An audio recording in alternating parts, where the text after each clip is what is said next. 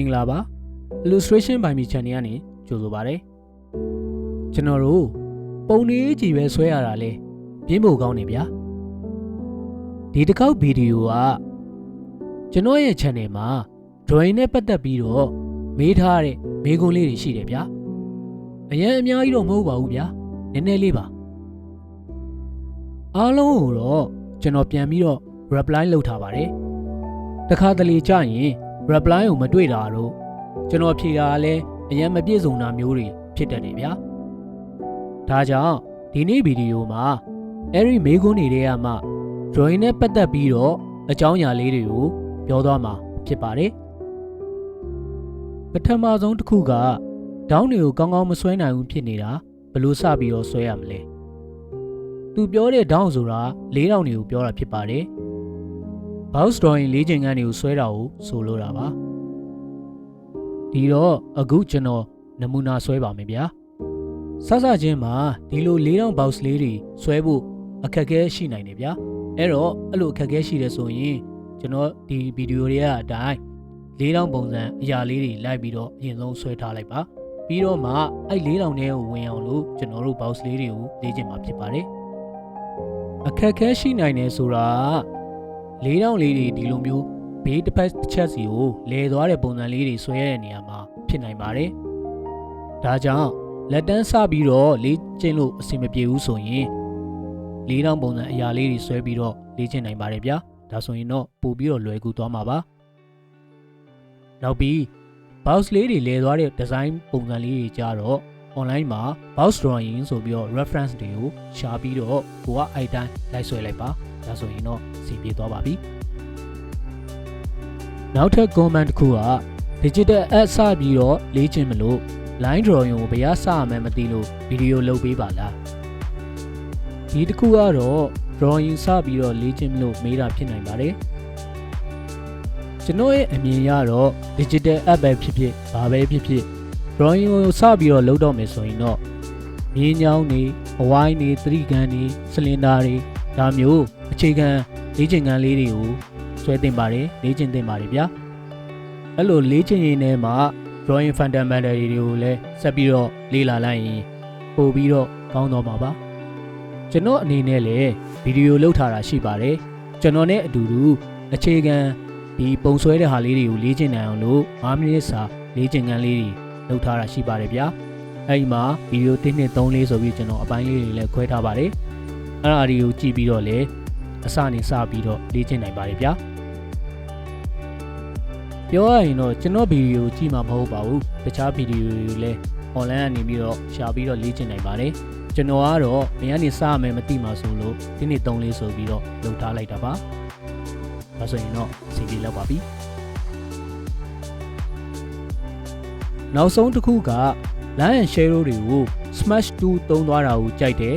အဲ့ဒါအကြောင်းလေးလည်းဒီတေးပြောပြပြီးတော့ဗီဒီယိုလုပ်ပေးပါဦးဒါကသူပြောထားတဲ့ comment တွေကအဓိကအကြောင်းအရာလေးတွေကိုပြန်ရေးထားတာဖြစ်ပါတယ်ဒီ comment အတွက်ကတော့ကျွန်တော် line and share နဲ့ပတ်သက်တဲ့အကြောင်းအရာလေးတွေကိုအရင်ဆုံးပြောပါမယ်ဗျာအရာဝတ္ထုတစ်ခုကို light source ကနေပြီးတော့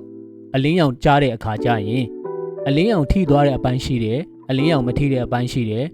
အလင်းရောင်ကြောင့်အရေးကျသွားတာရှိပါတယ်ဒီဘောလုံးပုံစံကြီးอ่ะဗျာ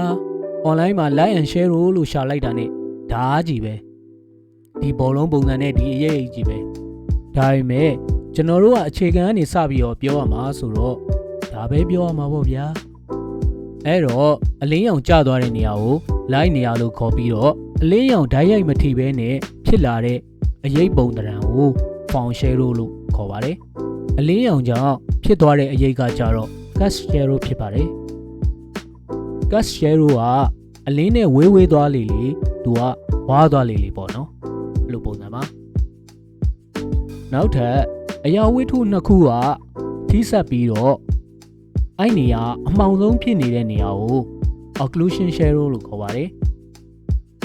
အဲ့ဒီနေရာလေးကိုကျွန်တော်ဝိုင်းပြပါမယ်ဒီနေရာလေးပါဆက်ပြီးတော့အလင်း area တွေကအလင်းဆုံးနေရာလေးကိုကြတော့ highlight လို့ခေါ်တာဖြစ်ပါတယ်ဆက်ပြီးတော့မပြောခင် ဘာဖြစ်လို့ဒါတွေကိုတစ်ခုချင်းလိုက်ပြီးတော့ပြောနေရလဲဆိုတော့ဒီ Like and Share တို့အကြောင်းတွေကိုတဘာဝကြကြနားလည်သွားတဲ့အခါကျရင်ဗျာကျွန်တော်တို့ရဲ့ skill နဲ့ knowledge တွေကိုပေါင်းပြီးတော့ကျွန်တော်တို့ဆွဲတဲ့ပုံမှာပို့ပြီးတော့ကောင်းလာအောင်အသုံးပြုနိုင်မှာဖြစ်ပါတယ်ကဲအကြောင်းအရာကိုပြန်ဆက်ရရင်အလင်းနေကြားတဲ့နေရာမှာကျွန်တော်တို့ရဲ့အရာဝတ္ထုရဲ့ဘေးမှာရှိတဲ့တစ်ခုခုကိုဗျာအလင်းရောင်ထိပြီးတော့ပြန်ကန်လာတဲ့အလင်းရောင်ကို reflected light လို့ခေါ်ပါတယ်။ဘောင်းလိုက်လို့လည်းခေါ်တာဖြစ်ပါတယ်။ကျလာတဲ့အလင်းရောင်ကပြန်ကန်ပြီးတော့ found shadow မှာ reflected light ဖြစ်လာတာပါ။ကဲတွတ်တက်ကလေးပြောလိုက်တော့မယ်ဗျာ။ဒီအလင်းရောင်နဲ့ found shadow ကြားမှာရှိတဲ့အမဲဆုံးနေရာလေးကို go shadow လို့ခေါ်တာဖြစ်ပါတယ်။နောက်ပြီးအလင်းရောင်နဲ့ဒီ found shadow ကြားမှာရှိတဲ့ပြေသွားတဲ့အယောင်လေးပေါ့ဗျာ။အဲ့နေရာလေးကို mid-tone လို့ခေါ်တာဖြစ်ပါတယ်။ဒါဆိုရင်တော့ Like and Share တို့အကြောင်းကတော်တော်လေးတော့ပြည့်စုံပါပြီအခုကျွန်တော်ဒီဘောလုံးပုံစံလေးကို Smash 2 သုံးပြီးတော့ဆွဲလိုက်ပါမယ်ကျွန်တော်က Smash 2 ကိုသုံးတဲ့နေရာမှာ Soft Brush နဲ့တွဲပြီးတော့သုံးတာများပါတယ်ကျွန်တော်shape တွေတို့ share တွေတို့အဲ့လိုထည့်တဲ့နေရာတွေမှာအဲ့လိုမျိုးတွဲသုံးပါတယ်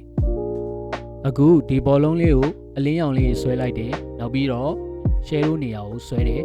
အဲ့ဒီအယောင်တစ်ခုကိုပြည့်နဲ့အလင်းရိုင်သွားတဲ့ပုံစံလေးဖြစ်သွားအောင်ကျွန်တော်က Smash 2 နဲ့လိုလေးလုပ်လိုက်တာဖြစ်ပါတယ် Smash 2 ကိုရွေးတဲ့နေရာမှာတော့ကျွန်တော်က Soft Brush နဲ့သုံးတာပါအလင်းရောင်ပြည့်သွားအောင်လို့ထပ်ပြီးတော့နည်းနည်းပိုလင်းတဲ့အယောင်လေးကိုထည့်တယ်နောက်ပြီးတော့ highlight ပါထည့်လိုက်ပါတယ်အဲ့ဒါကိုလည်းပြည့်ဖြစ်သွားအောင် Smash 2 ထပ်သုံးပါတယ်အဲ့လိုပဲကျွန်တော်လိုအပ်တဲ့နေရာလေးမှာလိုက်ပြီးတော့အဲ့လိုလေးလုပ်တတ်ပါတယ်ဗျာတစ်ဆက်တည်းကို share တို့ occlusion share တို့ပေါင်းလိုက်နောက်ထပ်ပို့ပြီးတော့လှသွားအောင်လို့အရေးကလေးတွေထပ်ပြီးတော့ဖြည့်လိုက်ရင်ပြီးပါပြီတခုပြောချင်တာပုံဆွဲတိုင်းဒီ share တွေအကုန်လုံးဒီ light တွေအကုန်လုံးကိုထည့်ရမယ်လို့ဆိုလိုတာမဟုတ်ပါဘူးဒီလိုမျိုး light တွေရှိတယ်ဒီလိုမျိုး share တွေရှိတယ်ဆိုတာသိရင်ကိုဆွဲမဲ့ပုံပေါ်မှာမူတည်ပြီးတော့အဆင်ပြေသလိုဆွဲနိုင်ဖို့ဖြစ်ပါတယ် Smash 2 ကဒီလိုအယောင်လေးတွေရောသွားအောင်လုပ်လို့ရတော့ကျွန်တော်ကရှိတ်တွေဆွဲတဲ့နေရာမှာ share တွေဆွဲတဲ့နေရာမှာဒီလိုအလင်းရောင်လေးတွေဆွဲတဲ့နေရာတွေမှာကျွန်တော်ကသွားပြီးတော့သုံးတာဖြစ်ပါတယ်